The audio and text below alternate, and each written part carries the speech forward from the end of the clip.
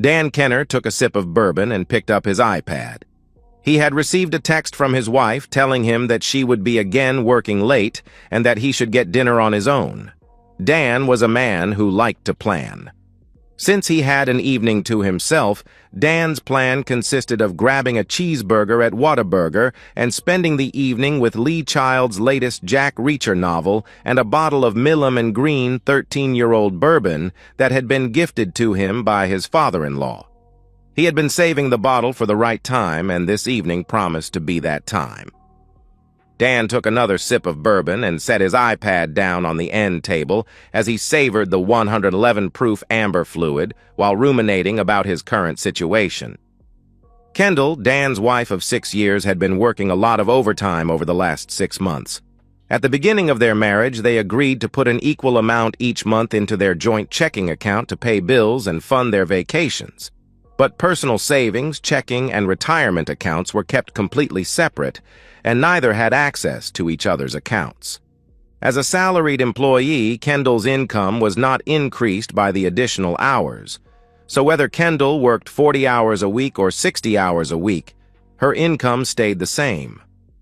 With separate personal accounts, Dan had not known whether Kendall was earning a little or a lot with her overtime hours. The amount they each contributed to their joint account was much more than needed for expenses, and the balance had grown considerably. This separation of accounts was something that Kendall had insisted upon before they were married. Dan's business was struggling due to a poor overall economy when he and Kendall first met, and there were weeks and months that Dan refused to pay himself. That's the thing about owning a business. The garbage man gets paid before you do. Dan refused to lay off any employees and went further and further into his personal savings to keep the promise to himself that no one would lose their job. It was one step in front of the other. Trudging through life, and as he would close his shops as night fell, all he found was himself another day older and deeper in debt. Kendall was decently paid as a staff accountant for a Fortune 500 business and kept herself removed from Dan's business. She was afraid of his company failing during this time and kept it at arm's distance. Dan had lived off savings during these lean years to not put a burden on Kendall, and while he sometimes struggled to meet his obligations to fund their joint account, he always was able to put his share into the account, knowing that the storm would eventually pass. Dan was able to not only weather the storm, but thrive. The collection of 3 auto repair shops that he had inherited from his father had grown into a small chain of 12 locations over the last couple of years. He had taken options on land that would see the chain grow to 20 locations over the next 3 years. The shops were all operating well in the black, but Dan had deliberately kept his salary as low as possible and plowed the profits back into the business. Tire equipment that was able to mount and balance every size tire on every type of wheel, no matter how exotic, had been purchased for every location. State-of-the-art diagnostic equipment meant that his technicians could diagnose and repair drivability concerns on almost every vehicle made in North America, Asia, and Europe, except for France, because a bunch of Peugeots. So Dan's business was going balls out. Kendall's job was going well. This should have been the happiest time of their lives. But cracks were appearing in their marriage. This was the second marriage for both Dan and Kendall. Dan's first wife had died when she was hit by an elderly driver while out on her usual early morning run. It was a clear, sunny morning with a bit of an October chill in the air. Due to the morning glare, the octogenarian driving to her doctor did not see Kendall running down the street. The city was repairing a damaged culvert and had torn up the sidewalk, forcing Lizzie to run on the street for about 20 feet. That was all it took. 20 goddamn feet, 5 seconds of running time, and 2 lives snuffed out. Lizzie did not yet know it, but she was 4 weeks pregnant when she was struck by the car. This was the second time that tragedy had struck the Kenner household. Dan's mother had died of lung cancer when he was in high school. She had never smoked a cigarette in her life when she developed a persistent cough that she sought treatment for. 8 weeks after her diagnosis, she was gone. It took Dan months before he could begin his recovery from Lizzie's death. His father installed an acting manager at the shop that Dan managed. This allowed Dan time to grieve for his wife and the child he would never have. Dan might never have recovered if his father had not suffered a fatal coronary while driving home from his office shop one evening. This forced Dan to put aside his pain and focus on the business. People were depending on him for their livelihood. It was due to a careless accident that Dan met Kendall.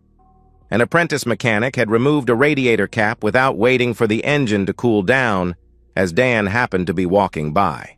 Hot antifreeze sprayed over Dan's chest, necessitating a visit to the emergency room. The emergency room waiting area was crowded with the assortment of ER visitors that most cities saw. Open head wounds, overdoses, withdrawals, and an assortment of injuries and wounds typical of what the ER staff termed BRIs, short for beer-related injuries. The seat next to Dan was empty, and Dan himself looked non-threatening, although he looked like he had been doused in some sort of greenish fluid that had an odor that was faintly sweet and unpleasant at the same time. A tall, attractive brunette hopped and limped towards Dan before dropping into the empty seat next to him. Since the ER was crowded, they knew they were in for a wait. They told each other about their injuries. Kendall had twisted her ankle while going for an after-work run, and gave each other a synopsis of their lives. There was an immediate attraction between Dan and Kendall. Dan had asked her out to dinner, and she accepted. They gelled, and very quickly became an item.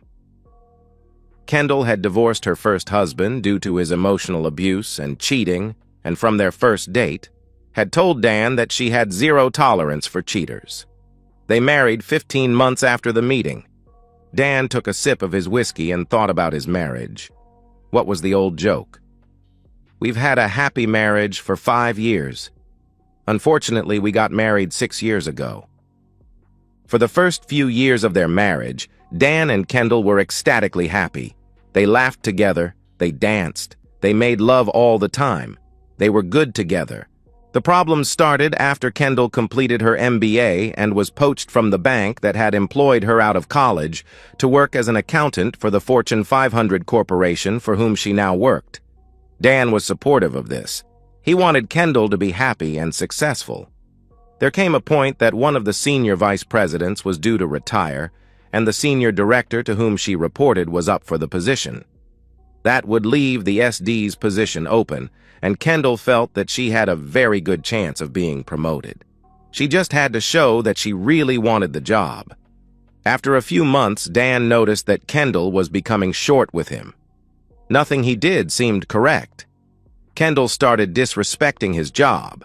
To her, he was now just a mechanic, a grease monkey. She started disrespecting him during every conversation. Her constant anger and irritation with her husband were a divisive force in their marriage. Kendall started working overtime to stay away from Dan. When she was home, she was texting on her phone. Her phone. God, how he hated her phone.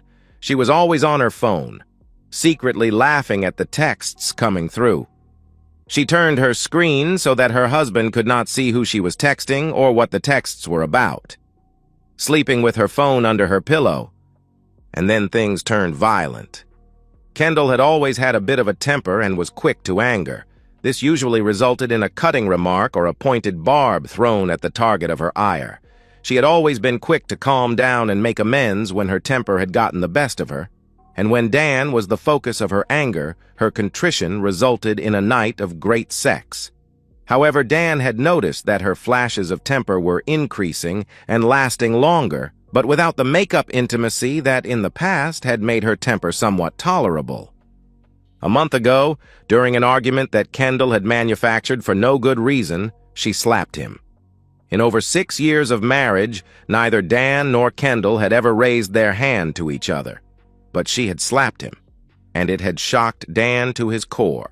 The slap had surprised Kendall as well because she immediately apologized and begged forgiveness.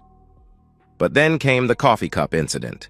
A week after the slap, Kendall was yelling at Dan because the oil change light on her BMW had come on, and he had not changed the oil. Dan had explained to Kendall that her BMW came with free oil changes for the first 3 years, so it made absolutely no sense for him to change the oil when the BMW dealer would do it for free. Kendall had yelled at Dan, "Just f***ing change the oil, a**hole." That was enough of that bull for Dan. "I told you not to buy that car, but you just had to have that overpriced, unreliable piece of German crap. So now that you have it, it's up to you to maintain it. You schedule your own service appointment at the BMW dealer. This is on you." Kendall had become enraged. She picked up her coffee cup and hurled it at Dan's head. If he had not ducked, the cup would have hit him dead center of his forehead. He stared at Kendall in shock. She stared back at him with no expression on her face before turning on her heel and walking away without saying a word. Dan took another sip of his whiskey. He could hear the garage door opening, signaling Kendall's return home. Dan picked up his cell phone and sent the text and the email he had queued up. They were redundant and going to the same person and contained the same packet of information, so it did not matter which one was received first or if one of them failed to get through. Dan was a firm believer in backup plans. As Tennessee Ernie Ford had sung so long ago, "If the right one doesn't get you, then the left one will." As Kendall walked through the living room, she glanced over at Dan, comfortable in his easy chair with a glass of whiskey in his hand. "I'm going to change, and then I need to ask you about some strange activity on the joint account." Kendall did not wait for Dan to acknowledge her statement as she marched to the bedroom. A couple of minutes later, Dan heard the shower turn on. Both Dan and Kendall had configured notifications on their bank apps to notify them of unusual activity. Dan had received the same text notifications that Kendall was no doubt concerned about. He sighed, took a sip of his bourbon, and set his iPad aside as he waited for Kendall's return, which she did 15 minutes later, wearing black yoga pants and a white midriff-bearing t-shirt as she plopped down on the sofa facing Dan. Her hair was wet and slicked back from her shower, and although she had not reapplied any makeup, she was a stunningly beautiful woman. Her body was lean and athletic, topped by a pair of C-cup breasts that were at present unencumbered by a bra.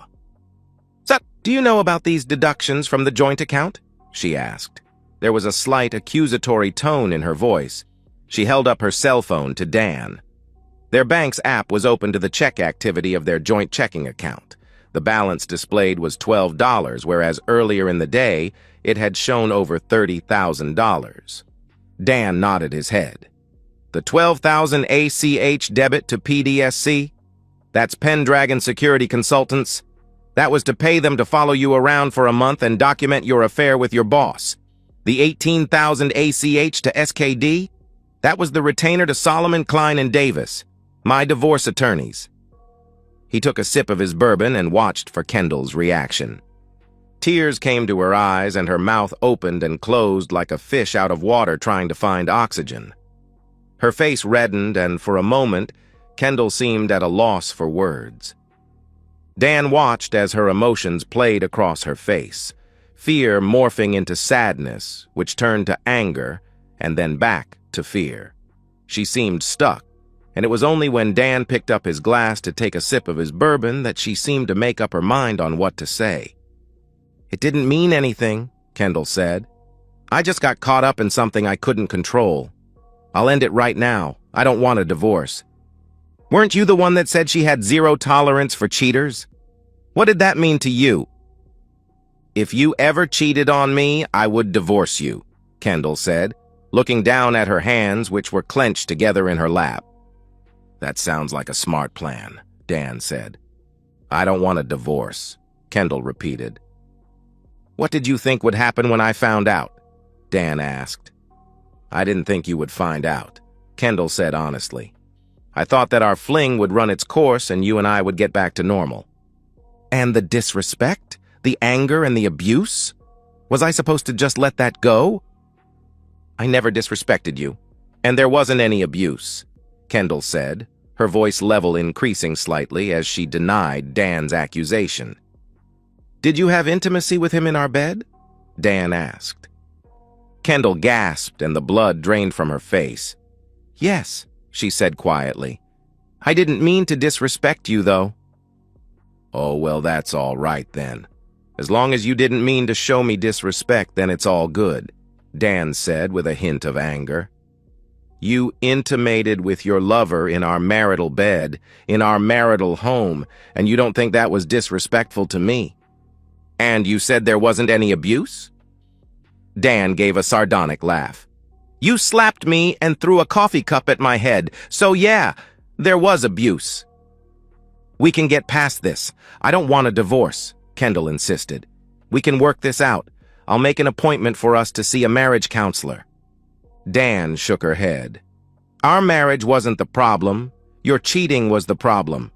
I do agree that counseling is needed, but not to fix our marriage. You need to fix whatever is in you that's broken. If your boyfriend was single, you'd be out of here on the first thing smoking. He's not getting divorced, so I'm your plan B." "Well, that noise." "I do not want a divorce," Kendall repeated emphatically. "You'll change your mind," Dan said with a smile. Kendall's phone had been buzzing with incoming notifications all the while she and Dan were talking, but she had been ignoring the notifications as she appealed to Dan. As an incoming call came in, she glanced down in annoyance. "You should probably take that," Dan said. Kendall rose from the sofa and walked towards the main bedroom for privacy. As she walked away, Dan picked up his cell phone, tapped a couple of apps he had pre-opened, and then tapped the post button. Dan could hear Kendall's muffled voice but could not understand her until she said loudly, "He did what?" A few minutes later, Kendall came back into the living room. Her face was red and her eyes were pinched and angry. "You told his wife? You told his wife?" she screamed. "How dare you try to destroy his marriage? You had no right. They have 2 little boys. How could you be so hateful to her? You miserable You sorry piece of shit. I will never forgive you for hurting her like that." Dan looked at Kendall bemusedly. "So, in your mind, he's not a miserable for cheating on his wife. I'm the miserable for telling her that he's cheating? That's some up logic you've got going on there, babe. You don't consider you and your boyfriend sorry pieces of for lying and cheating on your spouses, but I'm the bad guy for bringing it to light?" Dan shook his head and chuckled. In his quest to understand infidelity, he had recently read about the twisted logic of cheaters, but to see it play out in his own wife was crazy. "This is between you and me. You had no business interfering in their marriage," Kendall shouted, her face crimson with anger. "Your boyfriend had no problem inserting himself into the middle of my marriage, so I had no problem inserting myself into the middle of his marriage. If he's cheating on her with a coworker, there's no telling what kind of skanks and he's cheating with. She needs to protect herself and get tested for STIs. He's not like that. And he's clean. Since the first thing you do when coming home after working late is take a shower, I'm assuming you're having unprotected intimacy with him. You should get tested too. I got tested for my peace of mind, even though we haven't had intimacy since you started your affair." Kendall looked at her husband in shock. He had known for months and acted like there was nothing wrong while he hired private investigators. Who was this man? "You just wanted payback." "You're pathetic," Kendall said. Dan again noticed that her phone was buzzing with incoming notifications, which she had been ignoring as she hurled insults at him. As she paused for a breath, her phone started ringing. "You should probably take that," Dan said again, as he took another sip of bourbon. Kendall again walked towards the main bedroom to answer her phone. Dan made a call on his iPhone and quickly mumbled into the phone. He then opened his iPhone to the recording app and leaned it against the lamp sitting on the end table next to his chair. The phone was video recording Dan while keeping the line open so that the person on the other end of the line could hear what was happening. Dan sat on his hands as he waited for his wife's return. He did not have to wait long. Kendall practically flew into the living room. "You posted this on Facebook?" she screamed. "You posted this on Facebook and tagged all my family and friends? You tagged Pastor Riley?" Well, yes, but in all fairness, I also posted it on LinkedIn so all your professional connections could see it as well. Kendall screamed in frustration and anger before throwing her cell phone at Dan's head. He closed his eyes as she reared back for the throw and braced for the hit. When it came, it was so much worse than he was expecting. He almost blacked out when the phone hit his forehead, but he just managed to keep his wits about him. He knew she was going to do something, and sitting on his hands to prevent killing the bitch was one of the most difficult things he had ever done. Kendall jumped across the space separating them and started hitting him in the face. Dan could feel his lips split, and the copper taste of blood flowed into his mouth. She hit him in the nose, and Dan's vision blurred for a moment. It finally got to the point that he stopped sitting on his hands and covered his face with his arms as she continued to beat on him. Kendall was screaming, "I'm going to kill you, you mother I'm going to get a gun and blow your head off." Finally, Dan had enough and gently pushed her off as he stood and walked away a few steps, putting a love seat between himself and Kendall. If the 911 operator that Dan called had done their job correctly, he would only have to wait a couple of minutes for the squad car to arrive, which is exactly how things transpired. Kendall was glaring at Dan with hate-filled eyes, her chest heaving as she took deep breaths. She was trying to calculate the best way to go after Dan. Left? Right? Over the top of the love seat? The doorbell rang before she could figure out a plan of attack. "You should probably get that," Dan said, his voice flat and unemotional. Kendall's nose flared and her eyes squinted as she looked Dan in the eye. She paused a moment and then spun on her heel and marched to the front door. Kendall flung open the door only to be confronted by the sight of 2 police officers. Her expression was a mix of confusion and anger as she spoke with the officers, looking back at Dan every few sentences. The officers and Kendall were too far away for Dan to understand their mumbled conversation. He could see Kendall gesticulating wildly and pointing her finger towards him. Dan could see Kendall stand aside and allow the officers entry to their home. She escorted one of the officers away from the living room and towards the kitchen. The other officer approached Dan.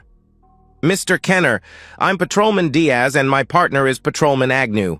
Your wife said that you have been violent towards her tonight. Why don't you tell me what's going on? Did you touch her?" Dan shook his head no. "I confronted my wife about an affair she's having. She attacked me." Dan pointed to his face. He could feel the blood on his face from taking the hit from the thrown cell phone. He could also feel his split lip. "I'm the one who called 911. She's been getting violent lately. She slapped me a month ago and then a week later threw a coffee cup at my head. It missed me, but if it hadn't, I would have had to go to the emergency room. I recorded the confrontation tonight. Would you like to see the video?" Patrolman Diaz most certainly did want to watch the video. Dan made several tapping moves on his iPhone and then handed his phone to the police officer. Patrolman Diaz watched the video in silence, raising his eyebrows at the scene of Kendall launching herself at Dan.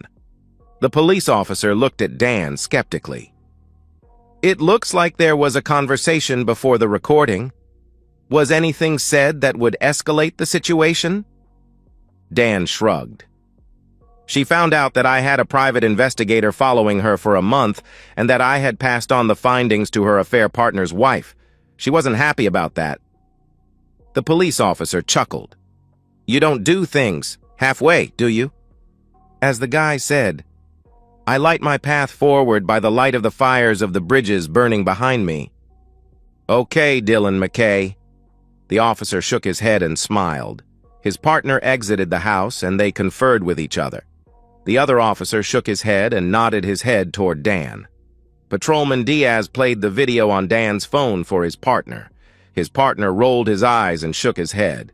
Kendall's explanation had been much different, but she was not aware that she had been recorded. Patrolman Diaz walked back to Dan. "We're arresting your wife for domestic violence and making terroristic threats.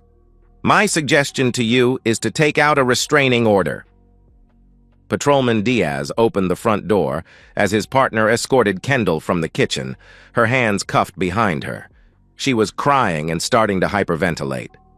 Dan, don't let them do this to me. Please, if you ever loved me, make them let me go. I promise I'll be good. Dan rolled his eyes and turned to the officer, who handed him a business card. My email address is on the card. Send me a copy of the video. As the squad car pulled away, Dan made a call to his attorney, Dwight Solomon. It went down exactly as I thought it would. She was just arrested and carted off to jail. Just keep your cool, Dan. If she shows up tomorrow, you know what to do. As Kendall exited the courthouse the next morning, accompanied by her parents, she was stopped by a 20-something, gum-chewing blonde. "Excuse me," she said as she stopped in Kendall's path. "Are you Kendall Kenner?" "Yes," said a very tired, hungry, and annoyed Kendall Kenner. "Who are you?" "You've been served," replied the blonde as she handed a shocked Kendall a manila envelope. The blonde smacked her gum and turned her back on Kendall to walk away. "What is this shit?" Kendall called to the blonde's back. "Don't know, don't care," the blonde called back over her shoulder. "But I'd say you're probably whatever it is." Kendall angrily opened the paper and saw the words, "Petition for dissolution of marriage." "That she screamed to her parents. It had been a difficult morning.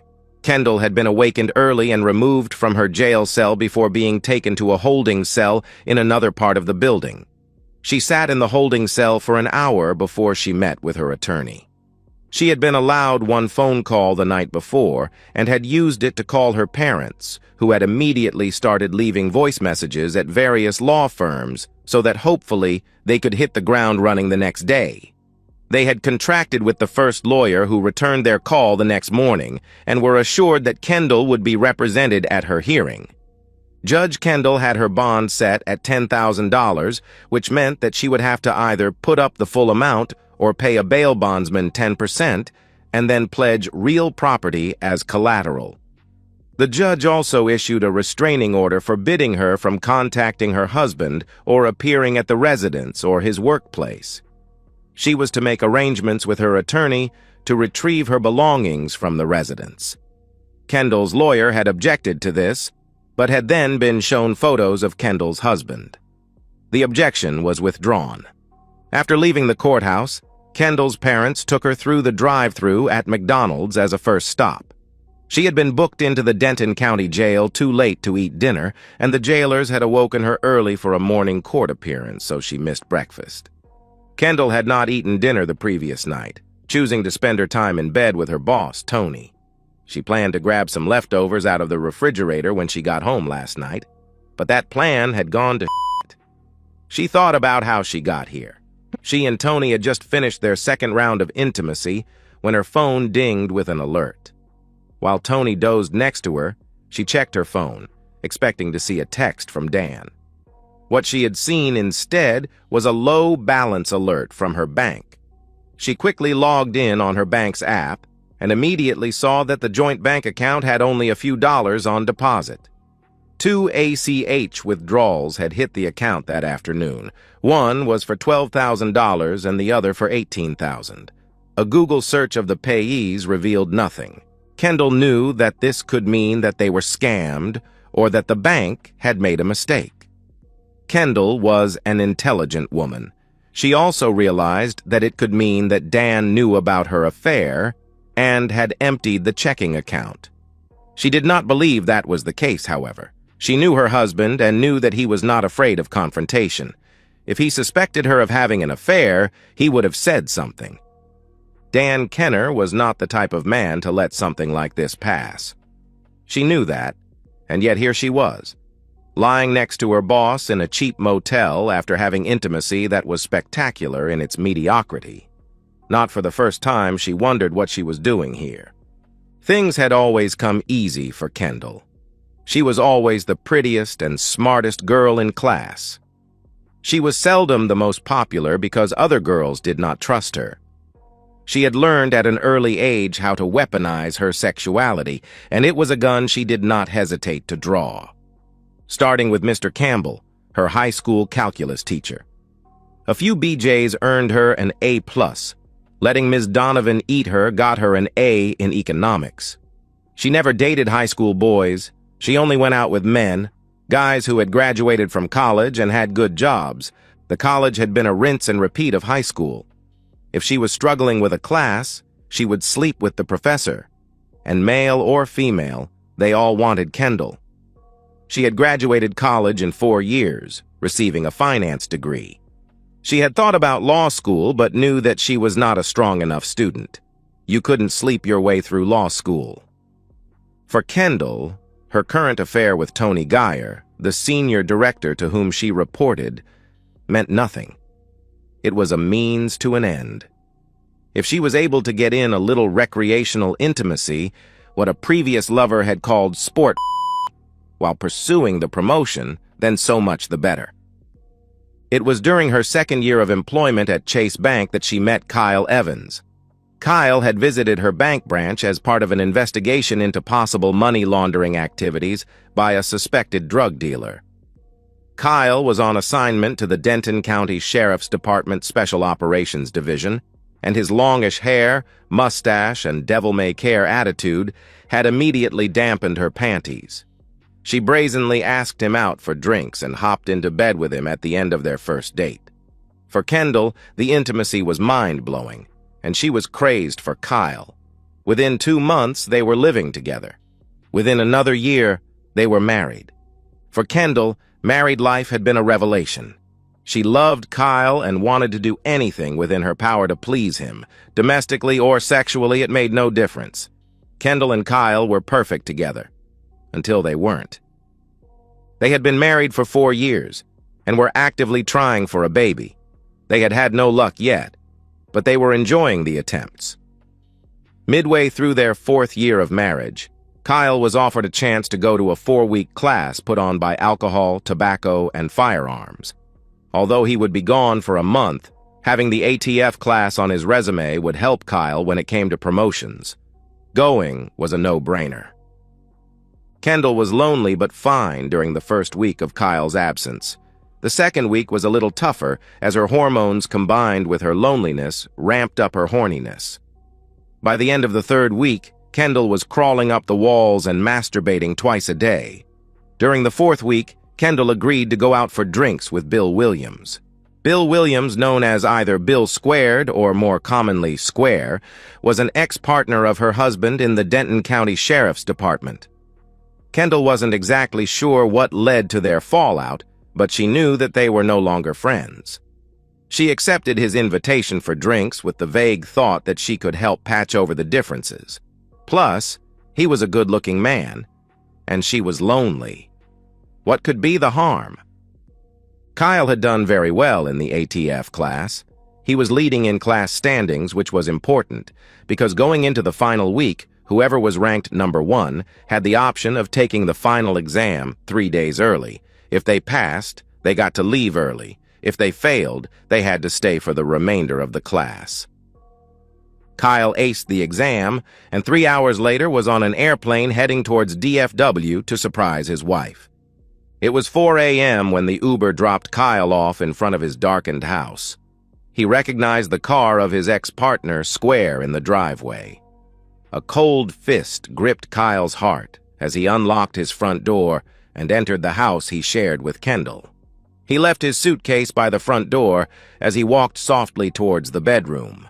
The room was partially lit by the light from the master bathroom. The Square was lying on his back uncovered. Kendall lay on her side facing him, her arm thrown over his chest. It was the same way that she slept with her husband. Kyle took out his phone and began filming the couple as they slept. After 30 seconds or so of filming, he took a few photos and then put his camera away. Kyle then walked around to Square's side of the bed and clasped his hands together, interlocking his fingers. He then raised both hands above his head and with all his strength drove his joined hands downward onto Square's penis. The blood-curdling scream that erupted from Square woke Kendall from her orgasm-induced, dreamless sleep. She was frightened and disoriented as she came awake. She saw Bill crying and clutching his groin with both hands. She saw her husband standing over them, but for a moment her brain could not process what was happening. And then it all clicked into place. Kendall looked at her husband with a terrified look on her face. The horror of what was happening was slowly being understood by her. Her husband looked down at her. His face was red with fury as he looked at his soon-to-be ex-wife. "I'll be back at 3 to get my things. I should be done by 6. Don't be here during that time. I won't be responsible for my actions if I see you, and you're not worth going to jail or losing my job." Kyle grasped Square by his hair and pulled his face up to look into his eyes. "You sorry piece of shit. I'm sending a copy of the video to your wife and HR. You may as well go in and resign today because your career is over and so is your marriage." Kyle gave him one final punch to the nose. Not hard enough to break it, but hard enough for it to spew blood. He turned on his heel and left his home in Kendall. Kendall sighed as she remembered how hurt Kyle had been by her cheating. Her big, strong husband was devastated, and she was afraid he would never recover. He had refused every one of her attempts to contact him. He would not see her or speak to her. The divorce happened, and her parents supported her, explaining that it was not her fault. Kyle must have had a violent streak to do that much damage to Bill. His violent streak would have doomed their marriage sooner or later. Her story evolved to one of neglect and abuse on his part. Hadn't he shown his violent tendencies when he confronted Bill? As Kendall and her parents rewrote history to make herself the victim, she became the hero of her story. The brave girl who did what she had to do to escape the brute that her husband had become. Only one time was her fiction thrown in her face. Kendall was shopping at Engstrom's in Dallas when she came face to face with her ex-husband. He was with a tall, lean, gorgeous woman. She had red hair and the body of an athlete. She looked vaguely familiar. She was pushing a pram. Kendall's eyes had widened at seeing her ex-husband for the first time in 5 years. "Hi, Kyle," she stammered. "Hello, Kendall," he replied tonelessly. She had stuck out her hand towards the woman. "Hi, I'm Kendall. I used to be married to Kyle." "Oh, yes, I've heard all about you," the woman replied as she shook Kendall's hand. Kendall had flushed at that. "I'm sure nothing good." "Some good, some not so good," the woman had replied. "I'm Jo Ellen Evans.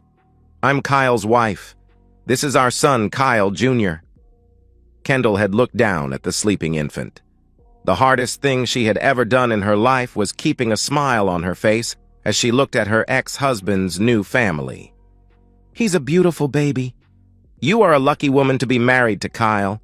He's a good man. It was good seeing you again, Kyle." Kyle had just looked at her with contempt, grabbed the woman by the hand, and strolled to the men's department as they pushed the pram along. A few days later, while watching the local evening news, Kendall was shocked to find the news anchor was the woman that she had seen with Kyle. That's why she looked familiar. Kendall had Googled Jo Ellen and discovered that she was a fast-rising media talent who would probably end up on one of the national cable news channels. Local media watchers had noted that while pretty enough for Fox News, her intelligence made her a better fit for MSNBC. Kendall had cried herself to sleep that night and every night for the next week until she remembered her fiction. Kyle was violent and emotionally abusive, wasn't he? It was only a matter of time before his new marriage ended as well. Kendall forced herself back to the present as she contemplated what divorce would mean for her. After eating her Egg McMuffin, Kendall demanded that her parents take her to her home. "That's not a good idea, honey," her father had said. "I need to talk to Dan. I need to explain to him what happened. We can work through this." "Ken," her mother began, "I don't think that's a good idea." The judge said, "I don't care what the judge said," Kendall snapped at her mother. "Just take me home." Kendall's parents had accompanied her to her front door and watched as she rang the doorbell. They stood there for a couple of minutes waiting, and then Kendall rang the doorbell again. When, again, nothing happened. Kendall started pounding on the door. Dan made a quick phone call before he opened the front door. keeping the security chain in place. "You're not supposed to be here. There's a restraining order to keep you away." "I live here," Kendall said. "How can we fix our marriage if I'm not here?" Dan looked at Kendall incredulously. "Fix? I'm divorcing you. We're not fixing anything. I'm not going to stay married to a lying, abusive cheater. You need to get out of here." Dan closed the door, which enraged Kendall, who began pounding on the front door. "Let me in, you coward! You've never seen abuse until you see what I'm going to do to you. Open this door right now!" She began frantically pounding on the door. Seeing their daughter's distress, Kendall's parents began pounding on the door as well. As their daughter became more and more upset, their calls to Dan became louder and more emotional. "Open the door, Dan, or I swear to God I will kill you. I will cut your heart out with a steak knife," Kendall shouted. "Open the goddamn door, you grease monkey," Kendall's father shouted. "I will put you down, boy." Dan sipped his coffee and shook his head as he watched the video from his doorbell camera. He watched as the squad car pulled into the driveway and as the two officers approached the front porch. The officers spoke to the group for a minute, and then one of the officers broke away and rang the doorbell. Dan opened the door and invited the officer in. After securing Dan's identification, the officer asked Dan for his side. He had noticed the cuts and bruising on Dan's face. "Last night I confronted my wife about an affair she is having. I have proof of the affair because I hired a private investigator. She became violent during the confrontation and attacked me," Dan said, pointing to the bruising on his face. "She was arrested last night and appeared in court this morning. She was issued a restraining order forbidding her from entering her residence." Dan handed the officer the copy of the TRO that his attorney had emailed him. "I also have this," Dan said as he showed the officer his phone. He hit play and they watched a video of Kendall and her parents knocking on the door and making threats. The officer just shook his head as he watched them. "Well, this seems pretty cut and dried." "Send me a copy of the video," the officer said as he handed Dan a business card. He then keyed his shoulder mic and requested 2 more cars for multiple arrests. "Stay inside and watch the show from your phone. Do not exit your house until I tell you." And that's the way it happened. The officer called his partner over for a consultation. They watched the video on his phone and then walked over to Kendall and her parents, where they were advised that they were all being arrested for trespass and making terroristic threats, and that additionally, Kendall was being arrested for violating a restraining order. As 2 more squad cars appeared, the officers began arresting Kendall and her parents. Kendall's mother became hysterical, and Kendall began crying and cursing at the officers. Kendall's father tried to push the officers away to get to his wife and was tackled to the ground. The show was putting it mildly. Dan phoned his attorney and left a message. "Kendall and both of her parents were just arrested. I think I'm married into a family of idiots." Leroy Keyes was feeling defeated and dejected. He, his wife, and his daughter had all been arrested on Friday night for trespassing and making threats towards his son-in-law. Because they were arrested on a Friday night, they sat in jail all weekend waiting to see a judge on Monday morning. Leroy and his wife had restraining orders issued against them, directing them to stay away from Dan's home and place of business. Additionally, Kendall's bail was revoked, and she was going to remain in jail for violating the protective order and making terroristic threats towards Dan. Leroy and his wife Sarah were able to bond out, but Kendall would remain in jail for the foreseeable future. He knew in his heart that he had failed as a father when raising Kendall. She was spoiled and entitled and probably a narcissist, but she was also his little girl. His wife had spent the weekend sharing a cell with Kendall. Sarah had not been willing to discuss what they talked about, but when Sarah was released, she seemed angry and determined. About what? Leroy had no idea. Leroy called the attorney he had used for Kendall's first arrest. Once he had explained the situation to the attorney, he had commiserated with Larry, but he had told him that he was going on vacation and would not be available. This was true, but also a really great coincidence because he felt the whole family was nuts and he didn't want anything to do with them. Leroy went through the yellow pages calling attorneys until he found one that could see him right away. If Leroy had known anything about attorneys, that would have been the first red flag. Raleigh Cruz was no one's idea of what an attorney should look like. Skinny, balding, with a hooked nose and small, narrow eyes, Raleigh bore more than a passing resemblance to a buzzard, sitting on a power line waiting for its prey to die so that he could swoop down on the carcass. A vaguely remembered line from a long-ago literature class popped into Leroy's head, something about a lean and hungry look. Some ambulance chasers advertised on TV and billboards. As you descended in pecking order, some ambulance chasers advertised on bus stop benches. Raleigh Cruz looked like he advertised in massage parlors and on Fox News. Raleigh had a predatory smile on his face as Leroy handed him the business card that had been in Kendall's divorce packet. That smile soon turned to a grimace. Solomon, Klein, and Davis? What the heck? I thought you said your son-in-law was a mechanic. How can he afford SKD on a mechanic's pay? He owns a few shops, Leroy said. I don't think he actually works on the cars. Raleigh rolled his eyes, deciding not to depend on his new clients for information. He turned to his computer and did a quick Google search of Dan Kenner of Kenner Automotive. 12 locations. Nice. This looks promising. His business has 12 locations. That ought to be worth a chunk of change to your daughter in her divorce. We can probably get him to pay all my fees, too. Raleigh was not actually rubbing his hands together in anticipation, but it did not take much of an imagination to picture him doing so. Go f*** yourself. Raleigh looked at his cell phone in disbelief. He had left a message with Dan's attorney, Dwight Solomon, who had finally returned his call. Raleigh had demanded an immediate meeting with Dan Kenner and his attorney to arrange for temporary spousal maintenance. Dwight had responded to Raleigh and then disconnected the call. Raleigh immediately called Dwight Solomon back, fully intending to read him the riot act and give him a lesson on showing professional courtesy to fellow brethren of the legal profession. What part of go f*** yourself did you not understand? Dwight Solomon had asked, without greeting or preamble. You want to play hardball?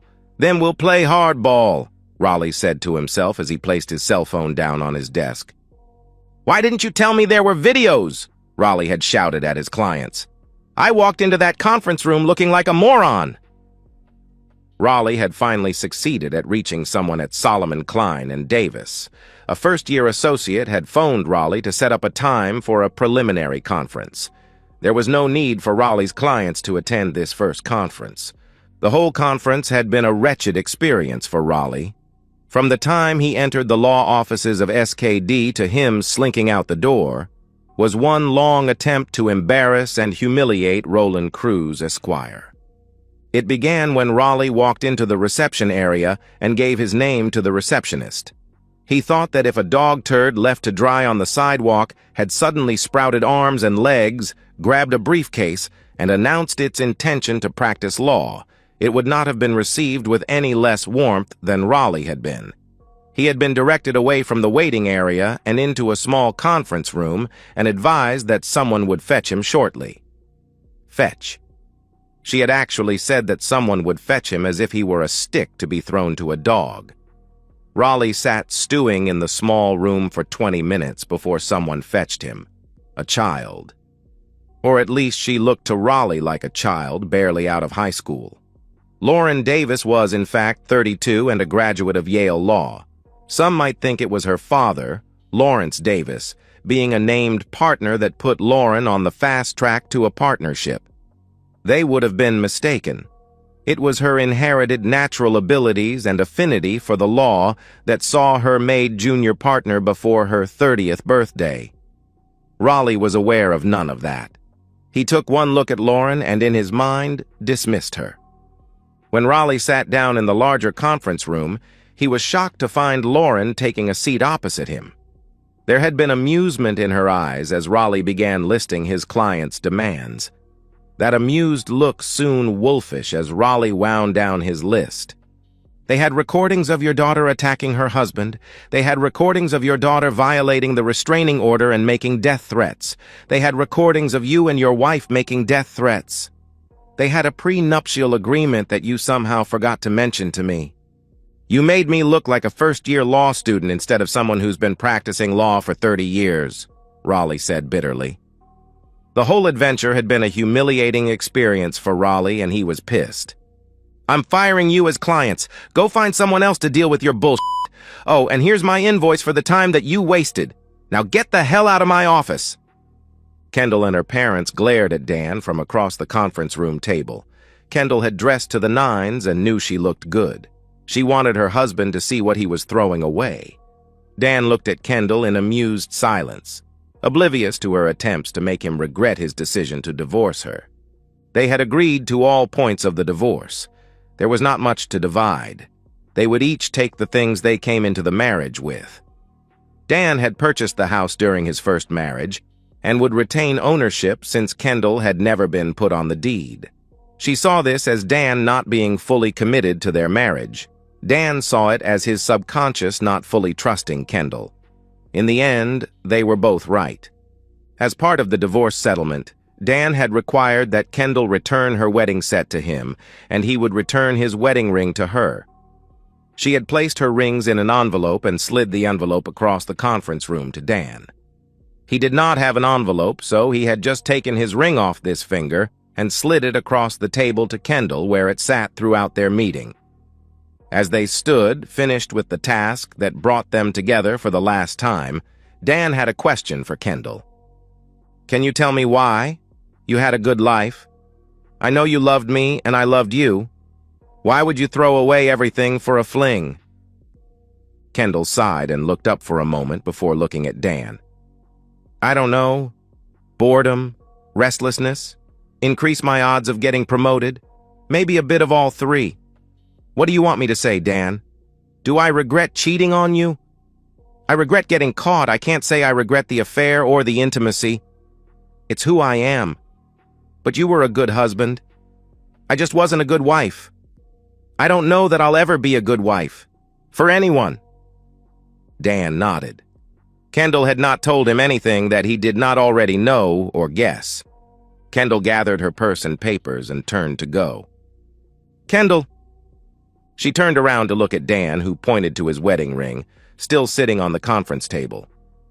You should probably take that. And so, we've reached the end of today's story. Was it what you expected, or did it take a twist you didn't see coming? I'm curious to hear your thoughts. Share them in the comments below, and let's get a conversation going. If this story kept you hooked, make sure to hit that like button. And if you're new here or just haven't subscribed yet, now's the perfect time to join our community. I bring you fresh, captivating stories every day, so click that subscribe button and turn on notifications so you never miss out. Thanks for watching, and I'll see you in the next one.